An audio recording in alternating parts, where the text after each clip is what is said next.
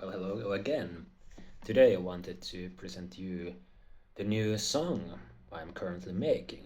It's called The Red Beast of Vengeance. Actually, as red as my hair is at the moment, and as vengeful. Yes. Well, as I told you last time, and like most of you already know, I'm an artist who likes to get his inspiration out of his wounds, so to speak. And well, there's been a little bit of a writer's block, so to speak, or songwriter's block to be precise, as almost nothing negative has happened in my life for a while, and that's actually very good. And well, basically, how would I say it? Since the end of the winter, my life has been some kind of a rocket ride, I'd say. I've got a new apartment, and all the toxic peoples of my life are out for good, I guess. Job life is looking better than in like 10 years. I've got funding for my research.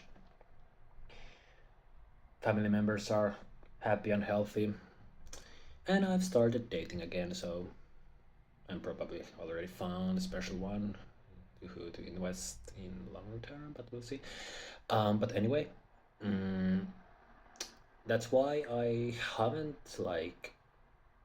dived back into the old wounds, so to speak, because they have already been like cleaned out a little bit, and it doesn't do good for the psyche to dwell in the old nightmares for too long. So I decided to go forward, and of course I wanted to dive into history because I'm into it and mythology. So I found this, or found again, this very precious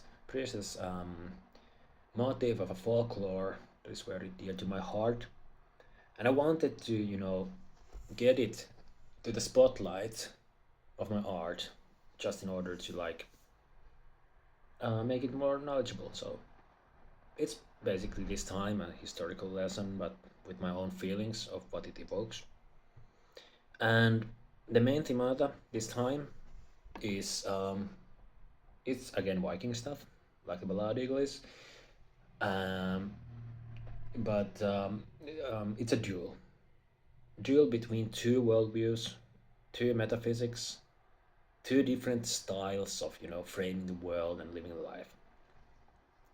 Of which the other one, to which I identify more, is the so-called more native Nordic style of being, and it's incorporated in the representation of Thor, or Röda Thor, Röda Thor.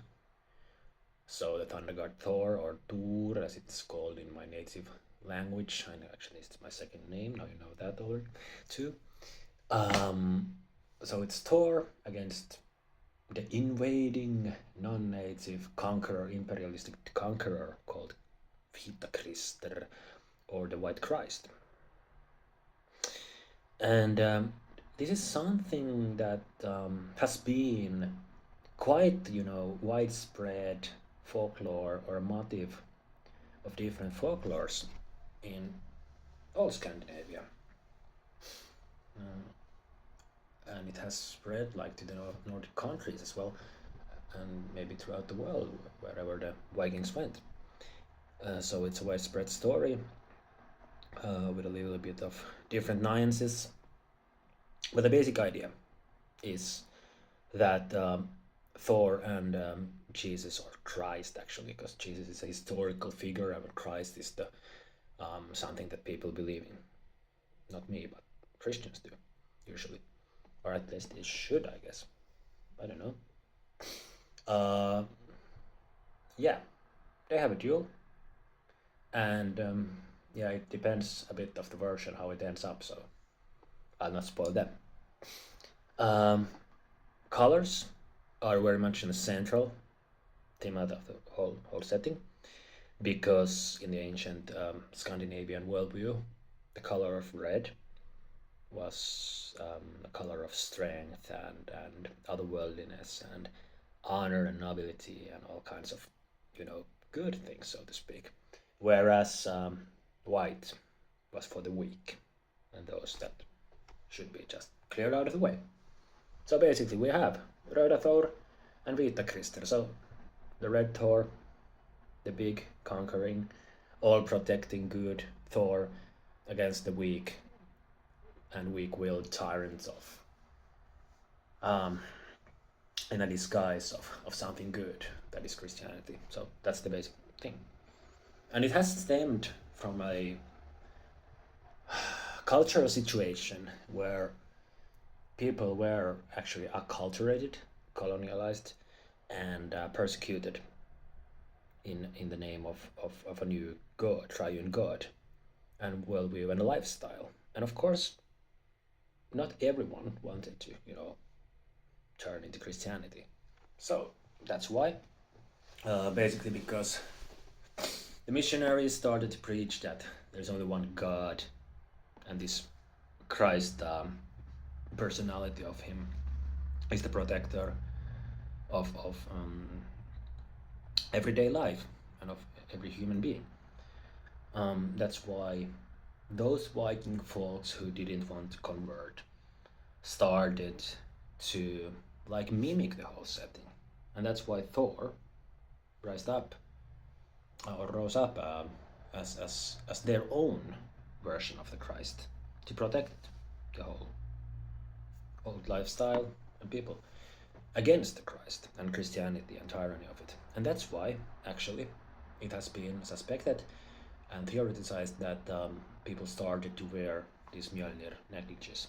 And for them, and for that tradition, I still have my own daily, basically. So that's what my song is all about. I'm, of course, taking the stance of my own and the traditions that I would like to have won the history, so to speak.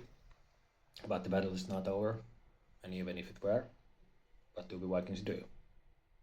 When we fall down, we rise up and meet in Valhalla. And it goes on and on and on and on. So, there is a lot of humor, of course, to that. I don't want to take things too seriously. Neither did the Viking ancestors of mine. So there is a lot of humor, at least black humor, going on in the song. You'll hear it. And yes, music-wise, I wanted to bring back a more ethnocentric acoustic styles from Anubite Discipline, for example. But I also wanted to have some kind of a natural sounds like ravens croaking and ship's masts, you know, creaking all around and wave sounds and maybe thunders coming and of course there are melodic harmonics of chorus um, because well that's something that has been associated by to Viking music. I wanted to create a Viking core of my own, um, with my own voice, that is. So it is going to be a mixture between melodic death metal with riffs that actually stem out of like classics like Gravedigger, Storm Warrior, and that kind of stuff with my own touch. But mainly those two artists have been the main inspirations behind the basic riffs at least, and then some kind of, you know, old bluesy stuff to make it swing more, you know. Yeah, so there is definitely some kind of lightness inside of the whole brutal setting in a way.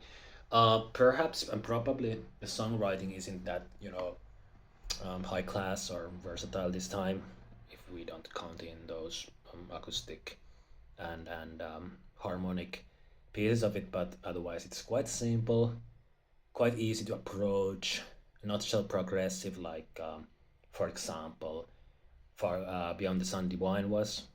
So maybe you could accuse me of having sold a part of my soul to the mainstream, but if I want sometimes to make something easy, then it comes. But yeah, that's the way of doing.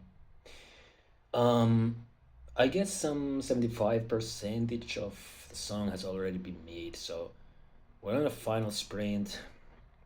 But as I've learned from the past, the final sprint sometimes takes more time than the first 75 percentage, so I can't promise anything.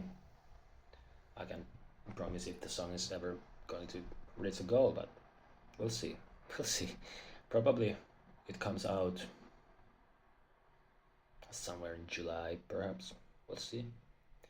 But keep on rocking and keep on worshipping the red to remain on the right side of the history. Wow!